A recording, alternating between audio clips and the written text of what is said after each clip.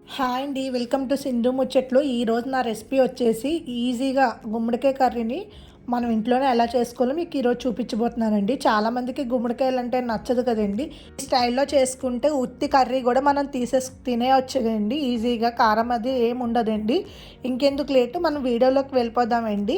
ముందుగా ఒక కడాయి తీసుకొని అందులో 4 స్పూన్స్ ఆయిల్ వేసుకోవాలండి. ఆయిల్ బాగా బాగా హీట్ అయింది కదండి. అందులో 1 స్పూన్ ఆవాలు వేసుకున్నాం, 1 స్పూన్ మినపప్పు, 2 స్పూన్లు మనం శనగపప్పు వేసుకున్నానండి. అందులోనే 1 స్పూన్ జీలకర్ర, 4 నుంచి 5 ఎండుమిరపకాయలు వేసుకున్నానండి. దంచేసిన వెల్లుల్లిపాయలు కూడా యాడ్ చేసుకున్నాను.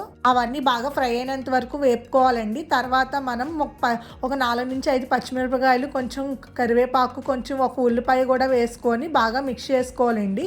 బాగా వేగిపోయిన తర్వాత మనం గుమ్మడికాయలు ఈ సైజులో కట్ చేసుకొని అవి కూడా యాడ్ చేసుకొని ఒక 5 మినిట్స్ మూత పెట్టుకొని మగ్గించుకోవాలండి. ఇప్పుడు చూడండి మగ్గిపోయాయి కదా. ఇప్పుడు మనము 1 స్పూన్ మనకి ఎంత స్పైసీ కావాలో అంత కారం వేసుకోవాలండి.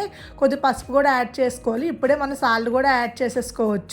చూడండి చూపిస్తున్న విధంగా మిక్స్ చేసుకోవాలి. బాగా వేగిపోయింది కదండి. ఇప్పుడు ఒక గ్లాస్ నేను వాటర్ కూడా యాడ్ చేసుకొని సిమ్లోని ఒక 10 మినిట్స్ ఉడికించుకున్నానండి. చూడండి గుమ్మడికాయలు చాలా బాగా మెత్తగా బాయిల్ అయిపోయాయి కదా. ఇంక అంతేనండి, కర్రీ రెడీ అయిపోయింది. ఇది చపాతీలోకైనా అన్నంలోకైనా చాలా ఈజీగా చేసుకున్న రెసిపీ అండి. గుమ్మడికాయ వల్ల చాలా లాభాలు. గుమ్మడికాయ అన్నది తింటే మన హెయిర్కి కూడా చాలా మంచిదండి. ఇంకెందుకు లేట్ మీరు కూడా ట్రై చేసి ఎలా వచ్చిందో కామెంట్ బాక్స్లో కామెంట్ చేయండి. Please like, share, subscribe my channel.